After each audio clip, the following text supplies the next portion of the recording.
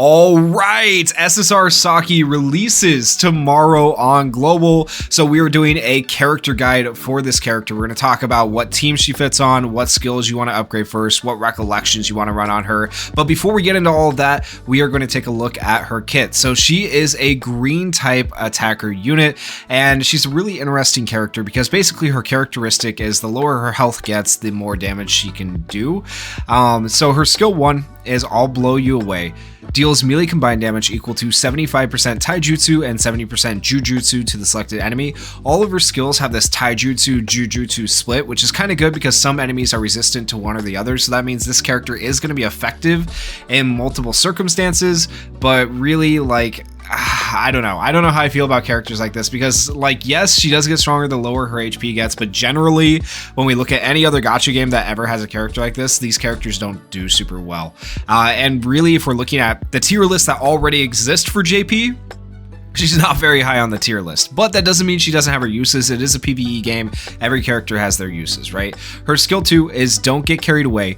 Deals melee combined damage equal to 140% taijutsu and 110% jujutsu to the selected enemy. Increases own taijutsu damage by 10% for 3 turns when you use this skill. If you go up to level 10, it does increase the percentage, so just something important to note there. Also, her damage goes up, but that's a given with any skill when you increase the level. If own HP is 35% or above, she's going to sacrifice 10% of her HP. She can't die from sacrificing her own HP though, so keep that in mind as well. And her critical hit rate for this skill is 40%, crit damage is 50%. That's pretty standard crit damage for everybody, like across the board for the most part. Her skill 3, Disaster Transferal, deals melee combined damage equal to 110% taijutsu and 95% jujutsu to all enemies. So this is an AoE.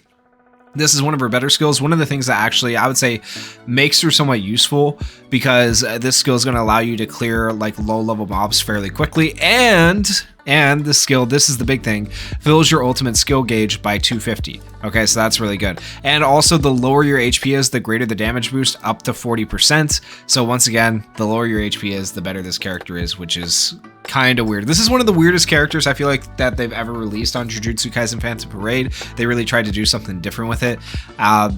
Personally, I don't feel like it works the greatest, but I mean, I'll still be pulling for her, of course. So let me know in the comments if you guys are going to pull for her. Now, her ultimate is called Fist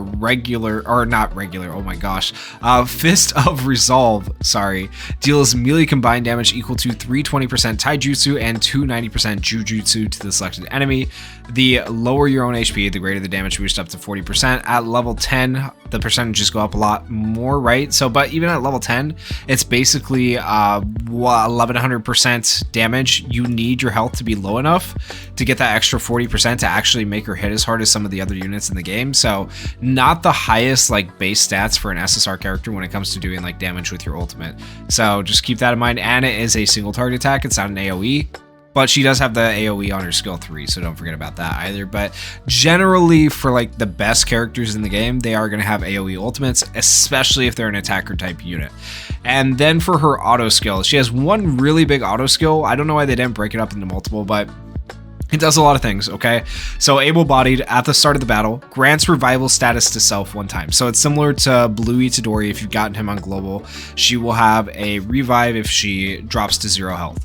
And then at the start of each turn, and if own HP is 60% or below, so there's that stipulation, decreases own damage received by 10%. So as her health gets lower, she gets more defense, but she also gets more damage. A really interesting character.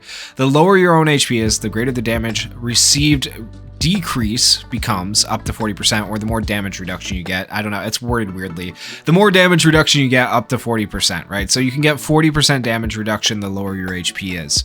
At the start of each turn, and if own HP is 35% or below, decreases own damage received by 50% for 3 turns. And then when character triggers the revival status, grants attack notifications to self for 1 turn, meaning she can take hits and not take any damage for at least 1 turn after reviving, which that's pretty good. I wish if this was like 2 turns or 3 turns, you know, like she would be actually goated. That would make her so much better. I would love to see a buff like that in the future. But we'll see, because that could just be used in, like, I don't think it's going to move her up drastically on the tier list being 2 or 3 turns, but like, I don't know, given the situation, it could be used in a lot of different content in the game. Now this only applies if all stacks of revival status have been depleted, so keep that in mind as well. I assume that means, like, because you can put recollections on a character that gives them a revive, and then you can stack this revive, you need to use up all your stacks, otherwise you won't get the attack nullification. I believe that's what they mean there when they say that. Okay, so Saki, let's talk about her skills. So I didn't make this. First off, I gotta say that this is the community Discord. They make these. I love these visuals. They look really good, and honestly, I don't think I can make anything better. I did make my own for a little bit, but I think it's better just to go through these because it's a better visual for you guys, and tell you what I agree with and what I don't agree with, and try to give you some additional recommendations for memories, recollections, whatever you want to call them, and team structure and things like that. So Saki's skills. The skill that you want to upgrade first is going to be her ultimate, and I completely agree with that. I also agree with the rest of the skill order, just get that out of the way now. Sometimes I don't, and I tell you guys if I don't, but you should be upgrading the ultimate first, and whenever you have the ultimate, you should be using it first, and then you want to upgrade her skill 2 second, her skill 3 third, and her skill 1 fourth last. Now, in terms of usage though, okay, the usage is a little bit different. Just because you upgrade skill 2 before you upgrade skill 3 does not mean you should be using skill 2 more than skill 3. The skill you want to use most with this particular character is definitely going to be the skill 3 whenever you can, because it fills that ultimate gauge by 250, and it's also going to be an AoE, so it's going to get your ultimate faster, and it's going to do damage to mobs. So generally, I would use your skill 3 as much as you can. Of course, that's not always possible because of the cursed energy restriction of having 25 cursed energy cost for that particular skill. Now the skill 2, once again, is a decent skill, and it's good for getting her HP down. So the reason you'd want to use your skill 2 is to get your HP lower so that you're able to get those additional benefits of damage and damage reduction for Saki. But in general, skill usage is going to be ultimate whenever you have it, then you're going to do your skill 3, then your skill 2, then your skill 1.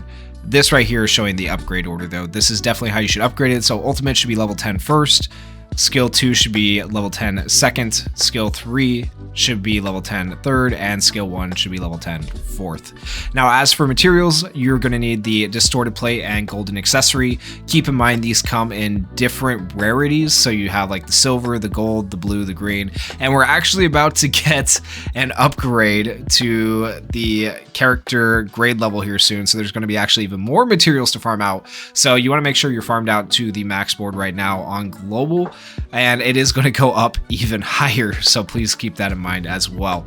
Now as for free-to-play recollections here, I completely agree with Satoru Gojo solo camping, and I also agree with Let's Compare Patience. These are basically just recollections that are free to play. They're going to increase your damage because she is an attacker type character, just to oversimplify them, but they're not going to increase your damage as much as some of the pay to play recollections, but these are still good recollections nonetheless.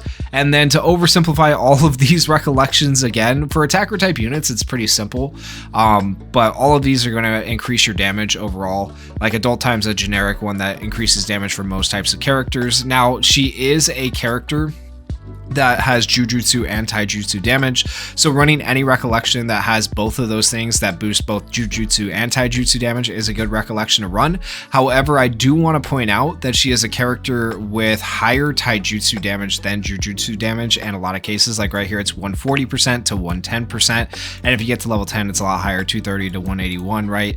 And if you look at this skill, it's 110% to 95%, and even on the ultimate, it's 581 to 526%. Like, it's not a large difference, but because of that, I would also argue that you can run Taijutsu recollections on this character, and there's one in particular I would recommend running because it seems like it would pair very, very well with Saki, and I'm actually surprised they didn't put it here, but I would run Like-Minded Sisters. The reason I would run Like-Minded Sisters is because when your ultimate skill is activated, it increases your own Taijutsu damage by 80%, which is great, but that's not the real advantage. The big advantage is if you have it limit broken to level 1, whenever you perform a critical hit with this character, it fills your ultimate skill gauge by 200. So if we go back and look at her kit once again, her skill 3, right, is an AoE skill And anytime you use her skill 3, it fills your ultimate skill gauge by 250.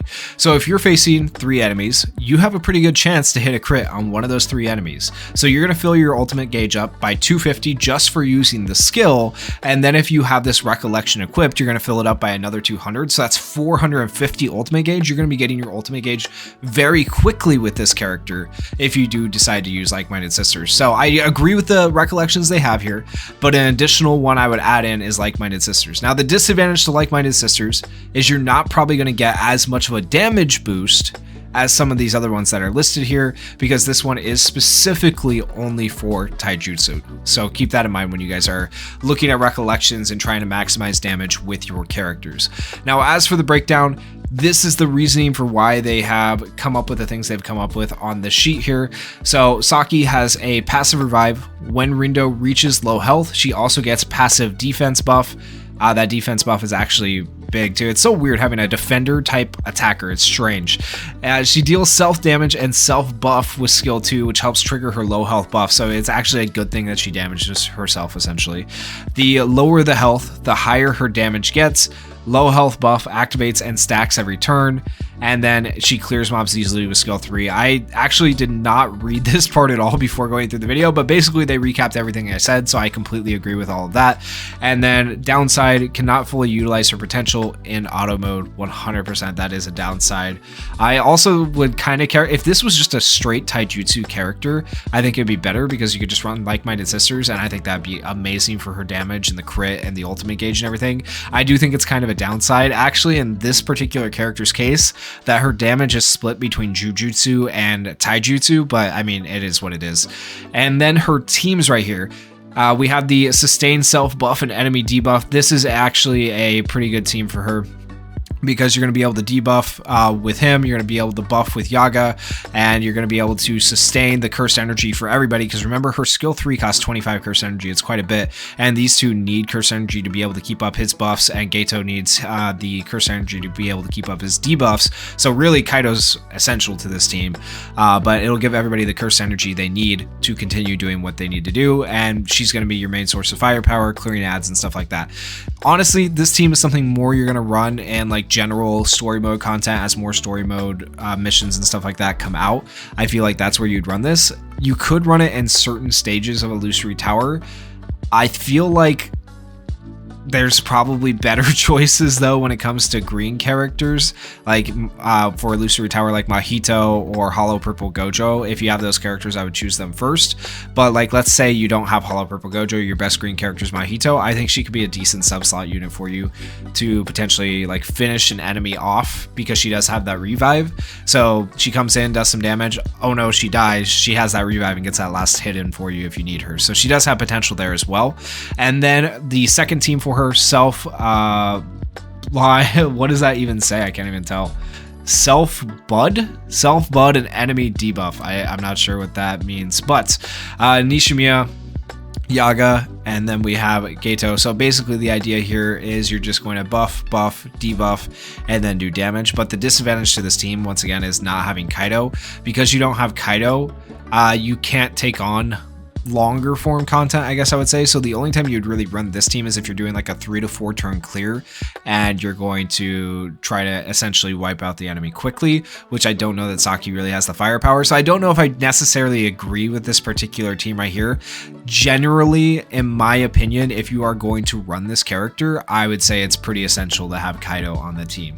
Now, as for duping her out, is it worth actually getting a dupe for her? I would say yes, because anytime you have an attacker type character, you need that extra 25% damage that you get for cursed energy or cursed technique and taijutsu technique. So that's going to help you out with the damage, especially for her. Now, being that she's not the greatest character though, I don't even know that you want to pull for her, so just keep that in mind as well. But just something to consider, something to think about. She will not be added to the standard pool like a lot of the other characters that are about to be added to the standard pool. So if you don't get her now, it will be a while before you can get her. But in general, that is the character guide for Saki. Let me know what you guys thought down in the comments. Hopefully it helps you out a little bit. And if you guys did enjoy the video, please consider going down there, hitting that like button, hitting that subscribe button. And thank you guys so much for watching and supporting the channel. Peace.